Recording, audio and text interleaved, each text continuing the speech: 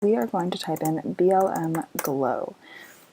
It'll bring you here, which is the main website. You could also search for glorecords.blm.gov. That's just a little harder to remember, so I always just Google BLM Glow and it brings me right here. So we click on that. Now this is the main site, and feel free to go through this. It has a ton of information, a ton of records that I'm sure would be useful to other genealogical research.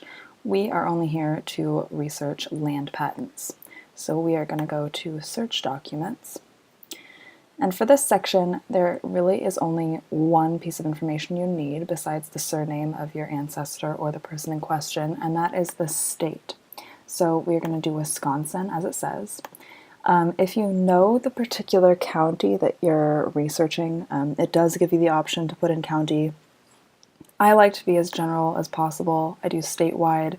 I find that sometimes being more general gives you more records that you maybe didn't know existed, like when your ancestors or the person in question lived in a county that you were not aware of. So I always just stay as general as possible to get as many records as possible. Now, of course, if the person in question or your ancestor had a more common name like Smith or Williams, then you might want to get a little more detailed, and that's when I would put in a first name, but normally I only put in the surname, and in this case we're going to do Lenny. The first name was John. I could have put that in, but I know that I've done this search. There were only a handful of Lennys in Wisconsin at this time, so last name only, and that's fine. And so you don't want to change search patentees or search warranties, and you don't want to touch land description or miscellaneous. All you need is location and names. Just this right here is all you need for genealogical research. So we're going to go down here and click Search Patents. And what comes up is 4 results. See, this is fairly little. Sometimes with other surnames, I've seen up to 10 pages of results, and that's when you want to maybe search more specifically for either county or first names, but I've done this search before. I knew what I was expecting. So here are 4 results. Michael, Michael, Michael, these are actually all the same man, and so you will see land patents aren't all organized under one name when it's the same person. They'll all have individual records which are indicated by the accession numbers. So this was all the same man, and this was his brother John. These are actually my great-great-great-granduncles. Great-great-great-uncles. They hailed from County Donegal in Ireland, and they came to Wisconsin. So we are just going to go and click on John. So when you want to see his record, you click on this link under accession. So here is all the information of his land patent. You will see that it was made at the land office in La Crosse. That's one of the larger cities in Wisconsin, or at the time it was a larger town in Wisconsin. It was 160 acres.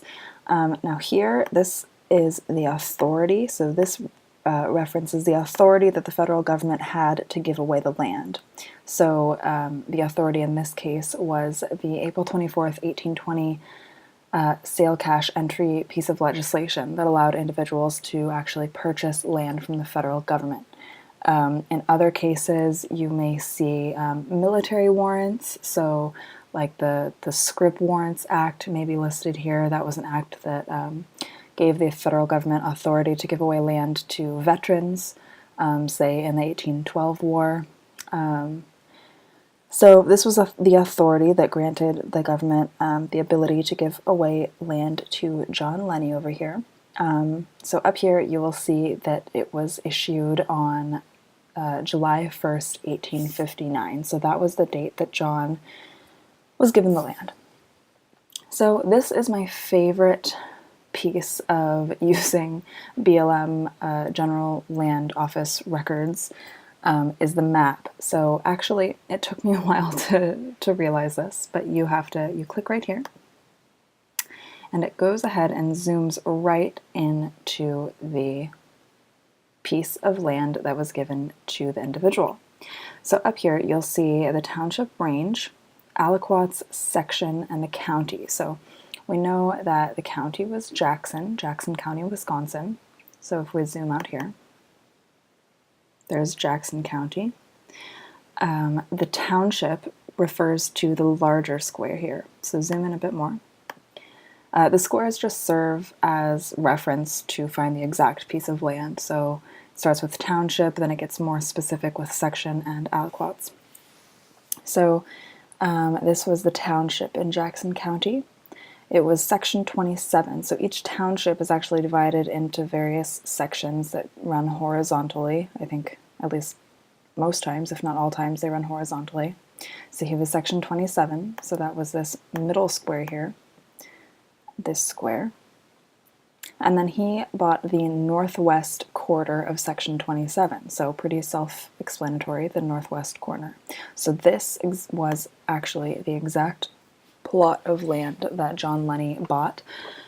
And what's interesting is these maps are all up to date, so these are actual modern roads: Green Acres Road, Shady Glen Road, Country Road, here's highway.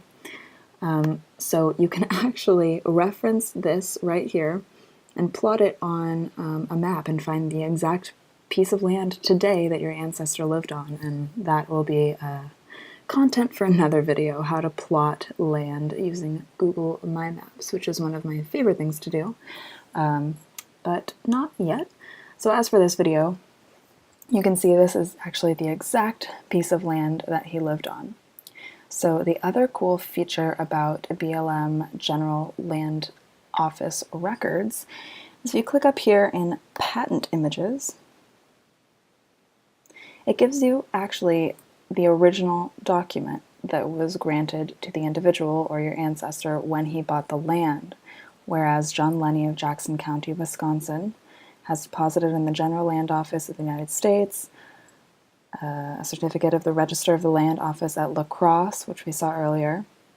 Full payment has been made by the said John Lenny. Down here it gives the legal description of the land, so the northwest quarter of section 27 in township 22, etc., what we went over earlier. You keep scrolling down. Now I don't know if any of these were his signatures. I doubt it. It seems like the same handwriting as the president. And actually the president didn't actually sign this. The president started to sign land patents, and I think it was up until maybe the 1830s. I could be wrong about that. So if you find a land patent that was made before 1830, that will be the president's actual signature. But anytime after that, you know, they just got too busy. Other people signed it for them. So yeah. You can actually purchase a certified copy of these if you want, but for genealogical purposes, you don't need it to be certified. You can just go ahead over here and push print or download, and this is yours. Now, I'm going to give you another quick example of a result that you could get from using this search function. Let's go to Missouri. Where's Missouri? Let's go to Missouri. And we are going to type in Buckner. Any Buckners from Missouri? You might be related to me. So we're going to go ahead and type in Buckner. I know exactly who I'm searching for, so I'm going to type in Joel Buckner. There were a lot of Buckners in Missouri. You know, if you just leave in Buckner, you're going to get a lot of results. So let's go ahead and search for Joel Buckner in Missouri. Okay. Here are all the results for Joel Buckner. I believe this was all the same man, and this might have been a different Joel Buckner, just because these were all made in Iron County, and these two were made in Lynn County. And that's another thing that you should stress while using this research tool, and really any genealogical research tool. Always double check and try to make sure that you have the right person. So I know that this was likely the Joel Buckner that I'm related to, because the Buckners that I'm related to did come from Iron County, so that makes sense. So we're going to click on Joel Buckner, and sometimes what you will see when you try to map it is that there will be an error. So you have the township, but it says, due to data limitations, we could not map the section of this land description. The township is shown. So I'm not exactly sure why they can't map it. I mean, it does say it's section 7, and as far as I know, the sections ran horizontal, so you can get a pretty, you can estimate where it was. I think there's something like 20 or 30 sections in a township, I believe. So section 7 would probably be somewhere over here, which makes sense because Joel Buckner actually did live in Arcadia, in the Arcadia-Ironton area, based on census research. But anyway, if you do get this error, it's not your fault. It's the fault of poor record keeping. Okay, so just one more example. I just want to stress the importance of making sure the individual that comes up in your search result is actually the correct individual that you're looking for. So for that, we're going to go ahead back to Wisconsin. We're going to type in Devine. And so this is referencing one of my ancestors named John Devine, who I know came to Wisconsin and lived in the same county as the Lennys. So down near La Crosse in Jackson County. I know he lived there. I have census data to prove it. That's where he lived for the majority of his life. It was there, and I can prove it. So we're going to go ahead and try to find his land records in Jackson County, Wisconsin. So let's search. So here's an example of when you don't type in a first name and there are a lot of results that come up. So there's 2 pages. There's a lot of Devines in Wisconsin. Who knew? So I'm just going to go through the first names are alphabetical. So I'm going to go find John. Okay, it looks like there's 2 records for John Devine. If I look over here, this one is in Columbia County, which I've never heard of, and this one, I'm sorry for people from Wisconsin if I butcher this, Vilas County, which I've also never heard of. So not Jackson County, but I'm curious, so I'm just going to click on this and see. Here's another example of it, a different authority. So it wasn't a sale cash entry. It was whatever this is, and to be honest, I do not know what this is referring to, but just to give an example, there's a lot of different laws that gave land to individuals.